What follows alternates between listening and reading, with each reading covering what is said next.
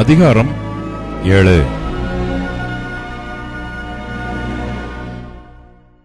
பின்னும் கர்த்தருடைய வார்த்தை எனக்கு உண்டாகி, அவர், மனுபுத்திரனே, இஸ்ரவேல் தேசத்தை குறித்து கர்த்தராகிய ஆண்டவர் சொல்லுகிறது என்னவென்றால், முடிவு வருகிறது, தேசத்தின் 4 முனைகளின் மேலும் முடிவு வருகிறது.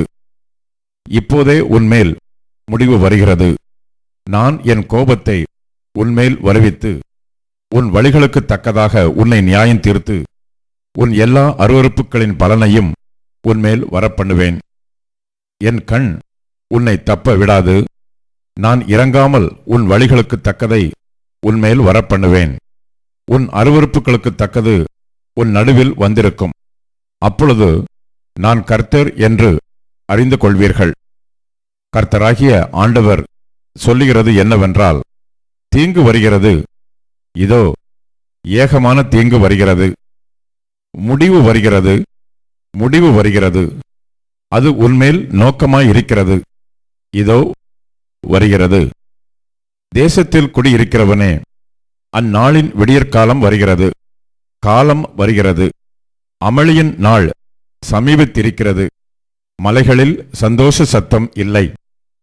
இப்பொழுது விரைவில் என் உக்கிரத்தை உன்மேல் ஊற்றி, என் கோபத்தை உன்னில் தீர்த்து கொண்டு, உன்னை உன் வழிகளுக்கு தக்கதாக நியாயம் தீர்த்து, உன் எல்லா அருவருப்புகளின் பலனையும் உன்மேல் வரப்பண்ணுவேன்.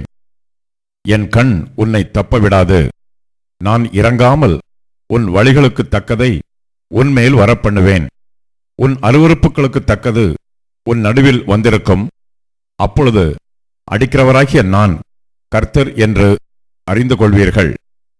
இதோ அந்த நாள், இதோ வருகிறது.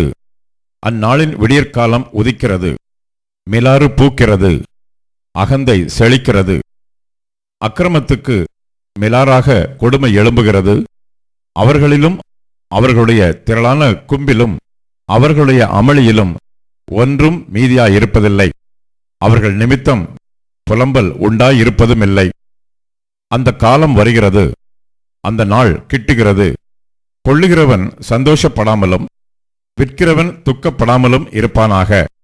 அதன் திரளான கும்பின் மேலும் உக்கிரம் இறங்கும்.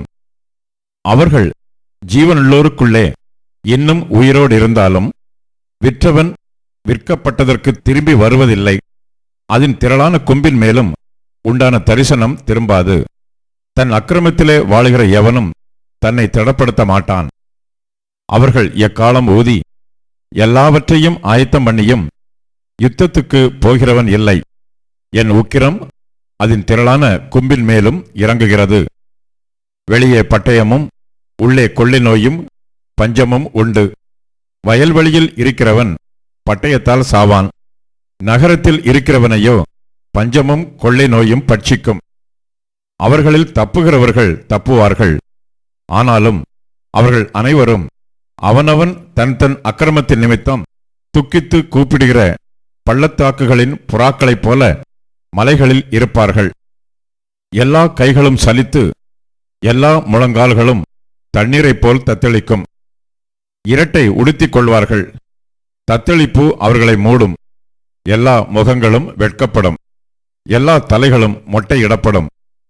தங்கள் வெள்ளியை தெருக்களில் எரிந்து விடுவார்கள். அவர்களுடைய பொன் வேண்டா வெறுப்பாயிருக்கும். கர்த்தருடைய சினத்தின் நாளிலே அவர்கள் வெள்ளியும் அவர்கள் பொன்னும் அவர்களை விடுவிக்க மாட்டாது. அவர்கள் அதனால் தங்கள் ஆத்துமாக்களை திருப்தியாக்குவதும் இல்லை, தங்கள் வயிறுகளை நிரப்புவதும் இல்லை. அவர்கள் அக்கிரமமே அவர்களுக்கு இடரலாயிருந்தது. அவருடைய சிங்காரத்தின் மகிமையை அகிந்தைக்கென்று வைத்து அதிலே அருவருக்கப்பட்டதும் சி என்று இகழப்படத்தக்கதுமான காரியங்களின் விக்கிரகங்களை உண்டு பண்ணினார்கள்.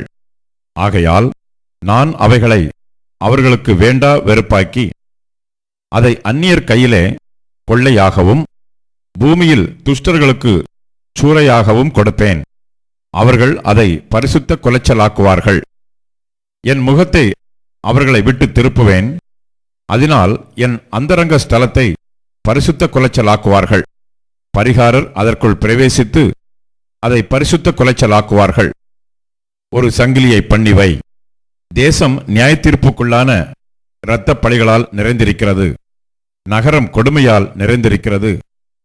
ஆகையால் புறஜாதிகளின் துஷ்டர்களை வரப்பண்ணுவேன்.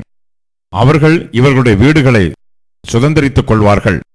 பலவான்களின் பெருமையை ஒழிய பண்ணுவேன். அவர்கள் பரிசுத்த ஸ்தலங்கள் பரிசுத்த குலைச்சலாகும். சங்காரம் வருகிறது. அப்பொழுது சமாதானத்தை தேடுவார்கள். ஆனாலும் அது கிடையாது. விக்கினத்தின் மேல் விக்கினம் வரும். துர்ச்செய்தியின் மேல் துர்ச்செய்தி பிறக்கும். அப்பொழுது தீர்க்கதரிசியினிடத்திலே தரிசனத்தை தேடுவார்கள். ஆனாலும் ஆசாரியனிடத்திலே வேதமும் மூப்பரிடத்திலே ஆலோசனையும் இராமல் ஒளிந்து போகும். ராஜா துக்கித்துக் கொண்டிருப்பான். பிரபுவை திகில் மூடிக்கொண்டிருக்கும். தேசத்து ஜனங்களின் கைகள் தளர்ந்து போகும். நான் அவர்கள் வழிகளின்படியே அவர்களுக்குச் செய்து அவர்கள் நியாயங்களின்படியே அவர்களை நியாயம் தீர்ப்பேன். அப்பொழுது நான் கர்த்தர் என்று அறிந்து கொள்வார்கள் என்றார்.